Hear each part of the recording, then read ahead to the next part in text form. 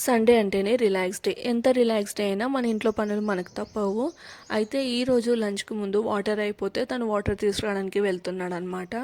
మా ఇంటి దగ్గరే ఒక 10 మినిట్స్ అంతే. 10 రూపీస్‌కి 20 లీటర్స్ బాటిల్ అయితే ఫిల్ చేసిస్తారు. పూణేలో ఉన్నప్పుడు ఇదే కాస్ట్ వచ్చేసి 50 రూపీస్ అలా ఉండేది. చాలా కాస్ట్లీగా ఉండేది. ఇంకా ఈరోజు మా లంచ్ రొటీన్‌లో నాన్ వెజ్ ఏమీ లేదు. ఎందుకంటే వన్ డే ముందరే నాన్ వెజ్ తిన్నామనమాట. అందుకని చెప్పేసి నాన్ వెజ్ అయితే ఏం చేయలేదు. ఇలా సింపుల్గా గ్రీన్ పీస్ పులావ్ ఇంకా ఎగ్ ఆలు కలిపి అయితే చేశాను. ఎగ్ నాన్ వెజ్లోకి వస్తుందా లేదా వెజ్లోకా? ఇంకా ఇందులోకి సలాడ్ లాగా అయితే కీరా కట్ చేసి ఇచ్చాను. ఎండాకాలంలో కదా, సో కొంచెం చల్లగా మనం ఇలా కీరా అవి తింటూ ఉండాలి. తర్వాత అప్పడాలు ఇలా సింపుల్గా ప్లేట్ అయితే తనకి రెడీ చేసి ఇచ్చాను. తనైతే టేస్ట్ చేస్తున్నాడు. తను ఎక్కువగా నాన్ వెజ్ లవర్ అనమాట.